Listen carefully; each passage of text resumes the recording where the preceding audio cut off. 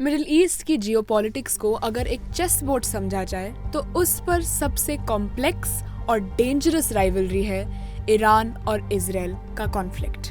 ये traditional border war जैसा नहीं है जहां दोनों साइड की आर्मीज आमने सामने खड़ी हो।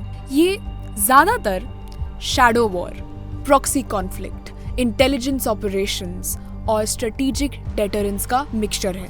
एक ऐसी राइवलरी जिसका इम्पैक्ट सिर्फ मिडिल ईस्ट तक ही नहीं बल्कि पूरी दुनिया तक फील होता है। इस वीडियो का मकसद किसी भी साइड को हीरो या विलन पोर्ट्रे करने का नहीं है। ये एक न्यूट्रल एनालिटिकल ब्रेकडाउन है। हिस्ट्री, आइडियोलॉजी, जियोपॉलिटिक्स और रीसेंट डेवलपमेंट्स को समझने की एक कोशिश।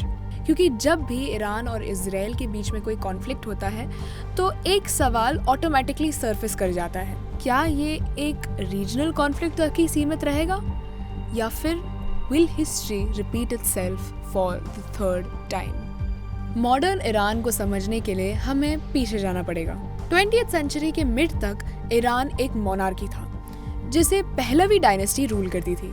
उस वक्त ईरान का relationship with the west was relatively cooperative, especially United States और इजराइल के साथ। लेकिन 1979 में एक ऐसा इवेंट हुआ जिसने ईरान को हमेशा के लिए बदल दिया, इस्लामिक रेवोल्यूशन। इस रेवोल्यूशन का लीडरशिप लिया रूहुल्लाह खोमेनी ने, जिन्होंने इस रेवोल्यूशन से मोनार्की को ओवरथ्रो किया और ईरान को एक इस्लामिक रिपब्लिक बना दिया।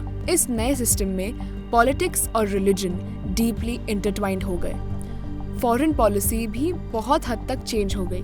ईरान ने खुद को मिडिल ईस्ट में वेस्टर्न इन्फ्लुएंस के खिलाफ एक आइडियोलॉजिकल रेजिस्टेंट स्टेट की तरह पोजीशन करना शुरू कर दिया और इसी आइडियोलॉजिकल शिफ्ट के बाद इजराइल के साथ हॉस्टिलिटी विजिबल होने लगी। इंटरेस्टिंग बात यह है कि ईरान और इजराइल हमेशा से एनिमीज नहीं थे। 1979 के रेवोल्यूशन से पहले ईरान एक्चुअली इजराइल को रिकॉग्नाइज करता था और दोनों के बीच ट्रेड और इंटेलिजेंस कोऑपरेशन भी एग्जिस्ट करता था। लेकिन इस्लामिक रिपब्लिक एस्टैब्लिश होने के बाद ईरान की लीडरशिप ने इजराइल को मिडिल ईस्ट में एक वेस्टर्न जियोपॉलिटिकल प्रोजेक्ट के नाम से डिक्लेयर कर दिया।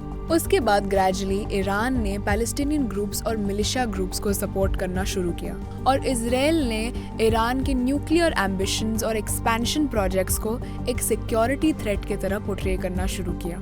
डायरेक्ट वॉर रेयरली हुआ, लेकिन प्रॉक्सी कॉन्फ्लिक्ट्स सीरिया, गाजा और लेबनान में रिपीटेडली दिखने लगे। इसी रीजन से एनालिस्ट इसे शैडो वॉर कहते हैं। ईरान इजराइल कॉन्फ्लिक्ट को समझने के लिए एक तीसरे मेजर एक्टर को समझना भी जरूरी है, यूनाइटेड स्टेट्स। 1979 के रेवोल्यूशन के बाद यूएस और ईरान के रिलेशंस हॉस्टाइल हो गए। सैंक्शंस, न्यूक्लियर नेगोशिएशंस और रीजनल कॉन्फ्लिक्ट्स ने इस रिलेशनशिप को शेप किया।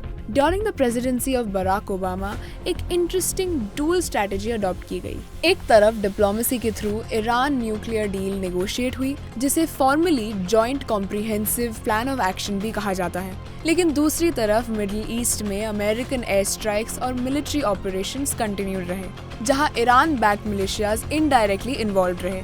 इस पीरियड ने एक चीज बहुत क्लियर कर दी, Middle East conflicts rarely isolated होते हैं, वो एक इंटरकनेक्टेड सिक्योरिटी इकोसिस्टम का पार्ट होते हैं। 2025 और 26 में ईरान और इजराइल के बीच टेंशन्स ड्रामेटिकली एस्केलेट हो गए। इजराइल ने ईरानियन न्यूक्लियर और मिलिट्री साइट्स पर लार्ज स्केल स्ट्राइक्स लॉन्च किए, जिनका ऑब्जेक्टिव अलेजिडली ईरान की न्यूक्लियर कैपेबिलिटी को वीकन करना था। ईरान ने रिस्पॉन्स में बैलिस्टिक मिसाइल्स और ड्रोन्स लॉन्च किए इजरायली टारगेट्स के तरफ। फिर फरवरी 2026 में एस्केलेशन और ज़्यादा इंटेंस हो गई जब यूएस और इजरायली फोर्सेस ने हंड्रेड्स ऑफ स्ट्राइक्स कंडक्ट किए ईरानियन मिलिट्री इंफ्रास्ट्रक्चर पर, जो सिर्फ कुछ घंटों के अंदर अंदर एग्जीक्यूट हुए। इस एस्केलेशन का इम्पैक्ट सिर्फ बैटलफील्ड तक लिमिटेड नहीं था। ईरान अक्यूज करता है कि यूएस और इजराइल ने एक जॉइंट मिलिट्री स्ट्राइक ऑर्गेनाइज किया, जिसने साउथ ईरान के मिनाब शहर में एक गर्ल्स स्कूल को हिट किया। इस स्ट्राइक की वजह से 160 से ज़्यादा छोटी छोटी लड़कियां मारी गई। यूएस और इजराइल दोनों इस एलिगेशन को डिनाई करते हैं और कहते हैं कि ये स्ट्राइक एक सेल्फ इन्फ्लिक्टेड स्ट्राइक था जो ईरान ने अपने खुद के सिटीजन्स पर किया। तेहरान के ऑयल डिपोज और रिफाइनरीज पर स्ट्राइक्स के बाद टॉक्सिक स्मोक क्लाउड्स सिटी के ऊपर स्प्रेड हो गए, जिससे एनवायरमेंटल और सिविलियन सेफ्टी कंसर्न्स भी रेज हुए। मीनवाइल ईरान ने एस्पियोनाज और इंफॉर्मेशन वॉरफेयर के एक्यूजेशंस के बेसिस पर डजन्स ऑफ लोगों को अरेस्ट किया, जिन पर अलेजिड लिंक्स यूएस और इजराइल से होने का क्लेम किया गया। ये क्लियरली दिखाता है कि मॉडर्न वॉरफेयर में सिर्फ बॉम्ब्स और मिसाइल्स ही नहीं, बल्कि प्रोपेगेंडा, साइबर वॉरफेयर और इंटेलिजेंस भी बैटलफील्ड का पार्ट बन चुका है। कॉन्फ्लिक्ट का सबसे इम्पॉर्टेंट मोमेंट तब आया जब ईरानियन मीडिया ने कंफर्म किया कि अली खोमेनी को यूएस और इजरायली स्ट्राइक्स ने मार दिया। खोमेनी 1989 से ईरान के सुप्रीम लीडर थे और उनका टेन्योर 36 साल से ज़्यादा चला, जो वेस्ट एशिया में one of the longest serving periods रहा है किसी भी लीडर का।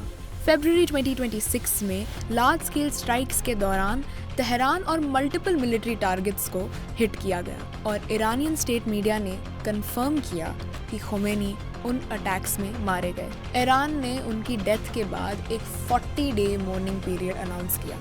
कुछ एनालिस्ट के लिए ये मोमेंट ईरान के पॉलिटिकल हिस्ट्री का सबसे इम्पोर्टेंट मोमेंट था आफ्टर द 1979 इस्लामिक रेवोल्यूशन, क्योंकि जब किसी कंट्री का सुप्रीम लीडर जो डेकेड से पॉलिटिकल और मिलिट्री स्ट्रैटेजी को शेप करता है सडनली रिमूव हो जाए, तो पावर स्ट्रक्चर इनेविटेबली शिफ्ट होने लगता है। ईरान की सोसाइटी एक सिंगल नैरेटिव से डिफाइन नहीं होती। रिसेंट ईयर्स में specially women led protest movements ने ग्लोबल अटेंशन अट्रैक्ट की है। Mandatory dress codes, civil liberties और पॉलिटिकल फ्रीडम के इश्यूज पर Iranian women repeatedly protest organise करती रही हैं। कुछ रिपोर्ट्स में ये भी ऑब्जर्व हुआ है कि लीडरशिप क्राइसिस मोमेंट्स पर कुछ ग्रुप्स ने रेजीम के खिलाफ सिंबॉलिक सेलिब्रेशंस या प्रोटेस्ट भी ऑर्गेनाइज किए। साथ ही ईरान के अंदर एक स्ट्रॉन्ग नेशनलिस्ट सेंटिमेंट भी एग्जिस्ट करती है, जहां फॉरेन इंटरवेंशन को क्रिटिसाइज किया जाता है। इसलिए Iranian public opinion actually multiple layers में डिवाइडेड है। रेजिस्टेंस मूवमेंट्स भी है और रेजिम सपोर्टर्स भी। खोमेनी की डेथ के बाद सबसे बड़ा क्वेश्चन ये है, नेक्स्ट सुप्रीम लीडर कौन होगा? ईरान के कॉन्स्टिट्यूशन के अकॉर्डिंग असेंबली ऑफ एक्सपर्ट्स नाम का एक clerical body next supreme leader को सिलेक्ट करता है, लेकिन प्रैक्टिकल रियलिटी में ये प्रोसेस प्योरली रिलीजियस डिसीजन नहीं है। इसमें पॉलिटिकल फैक्शंस, मिलिट्री एस्टैब्लिशमेंट और रीजनल स्ट्रेटेजिक कंसिडरेशंस भी इन्फ्लुएंस करते हैं। इसलिए लीडरशिप ट्रांजिशन का इम्पैक्ट सिर्फ डोमेस्टिक पॉलिटिक्स पर नहीं, बल्कि ईरान की फॉरेन पॉलिसी और इजराइल के साथ राइवलरी पर भी पड़ सकता है। जब भी मिडिल ईस्ट में एस्केलेशन होता है, सोशल मीडिया पर एक फ्रेज इंस्टेंटली ट्रेंड होने लगता है, वर्ल्ड वॉर 3। लेकिन जियोपॉलिटिकल रियलिटी थोड़ी ज्यादा कॉम्प्लिकेटेड है। Global powers generally large scale war avoid करते हैं क्योंकि इकोनॉमिक और ह्यूमैनिटेरियन कॉन्सिक्वेंसेस इनॉर्मस होते हैं। Oil supply routes, especially Strait of Hormuz, global economy के लिए एक्सट्रीमली क्रिटिकल है। इसलिए एस्केलेशन अक्सर कंट्रोल कॉन्फ्रंटेशन के फॉर्म में रहता है।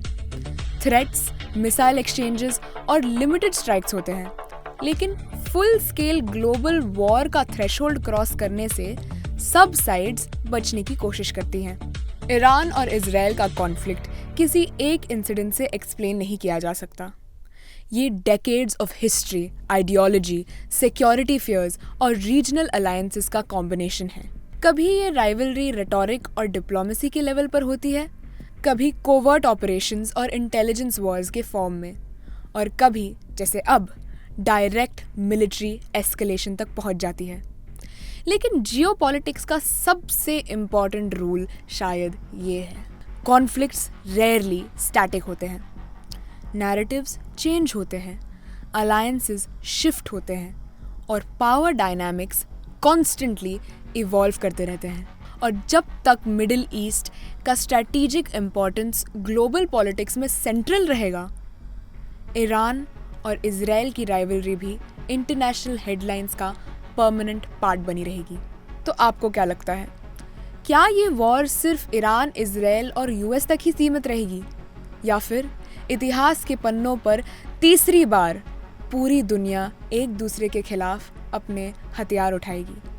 हमें कमेंट्स में ज़रूर बताना। और अगर आपको ये वीडियो अच्छा लगा तो लाइक, शेयर और सब्सक्राइब करना मत भूलना। Thank you for watching beavers decode.